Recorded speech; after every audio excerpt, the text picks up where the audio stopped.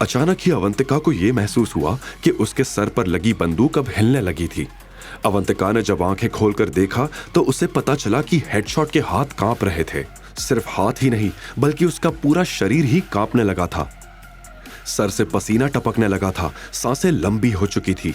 अवंतिका ये देखकर कंफ्यूज्ड हो गई थी कि जो इंसान अभी तक उसे मारने के लिए तैनात था वो एकदम से भीगी बिल्ली क्यों बन गया था। जैसे ही हेडशॉट के हाथ से बंदूक नीचे गिरी, विकी की नजर हेडशॉट पे गई। विकी ये समझ नहीं पा रहा था कि हेडशॉट को आखिर हुआ क्या था। देखते ही देखते हेडशॉट घुटनों के बल जमीन पे गिर चुका था। उसकी हालत अधमरे इंसान की तरह लगने लगी थी।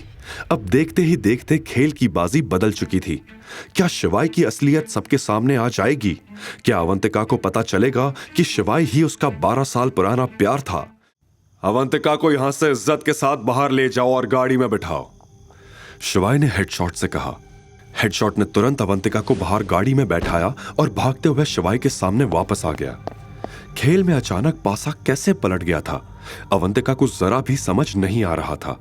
वो बस खुश थी कि आज महाकाल ने एक फरिश्ते को भेजकर उसकी इज्जत और जान दोनों बचा ली थी। आप तो वही है, हेडशॉट ने शिवाय से कहा। उसकी आंखों में उसका डर साफ नजर आ रहा था, लेकिन वहां मौजूद विकी को हेडशॉट के इस डर का कारण समझ नहीं आ रहा था। इससे पहले कि वो किसी से कुछ पूछ पाता, हेडशॉट ने शिवाय के सामने हाथ जोड़ते हुए कहा,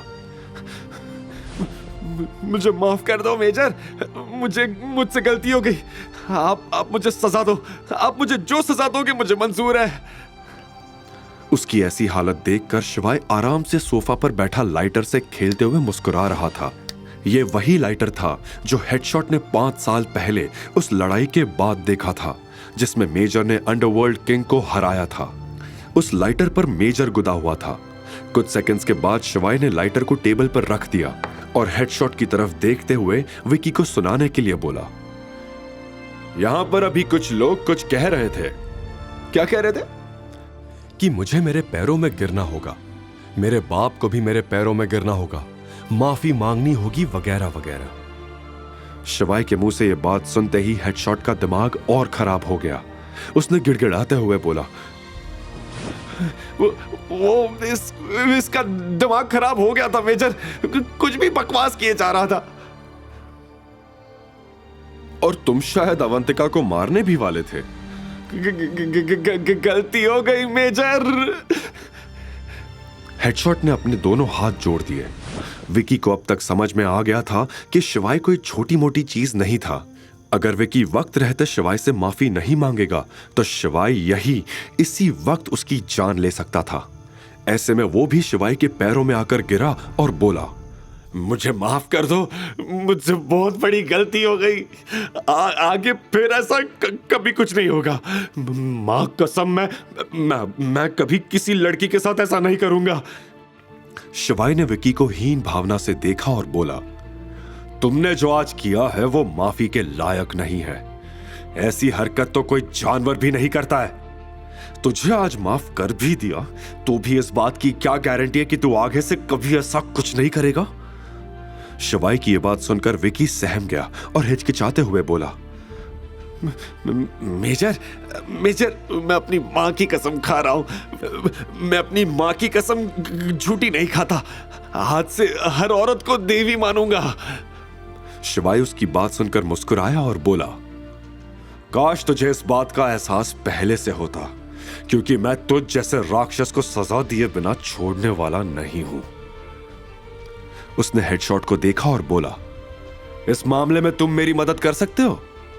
शिवाय का भरोसा जीतने का हेडशॉट के पास इससे अच्छा मौका नहीं था। उसने तुरंत कहा, जी मेजर, आप बस बताइए इससे कौन सी सजा दूं? शिवाय ने जवाब में गहरी सांस लेते हुए कहा, तुम तो मुझे जानते हो ना हेडशॉट, मेरी तरह सोचो और इसे सजा दो। कहकर शिवाय खड़ा हुआ और बाहर चला गया। हेडशॉट ने विकी के ही कुछ गार्ड्स को बुलाया और बोला, इसे खड़ा करो, जल्दी जाओ। गार्ड्स तुरंत विकी की तरफ बढ़ने लगे। यह सुन के विकी और भी घबरा गया और उसने कहा, नहीं, आप मेरे साथ ऐसा नहीं कर सकते। साले, ज्यादा बोल रहा है। अगर तू लड़कियों के साथ ऐसा वैसा कर सकता है तो हम भी तेरे साथ ऐसा कर सकते हैं। हेडशॉट ने चिल्लाते हुए कहा। इधर नाइट क्लब के बाहर अवंतिका पहले से ही शिवाई की गाड़ी में बैठी थी। शिवाई ने भी कार में बैठने के लिए दरवाजा खोला ही था कि तभी नाइट क्लब के अंदर से विकी के चिल्लाने की आवाज आई। यह सुनकर अवंतिका ने शिवाई की तरफ देखा और बोली, ये कैसी आवाज थी? क्या पता, अंदर कुछ हुआ होगा। तुम फिक्र मत करो अवंतिका। और उसने अपनी गाड़ी चालू कर ली। आगे की कहानी जानने के लिए देखिए अगला एपिसोड सिर्फ पॉकेट एफएम के यूट्यूब चैनल पर। और शिवाय एक विनाशक के सारे एपिसोड्स को सुनने के लिए डिस्क्रिप्शन में दी लिंक से डाउनलोड करें पॉकेट एफएम ऐप।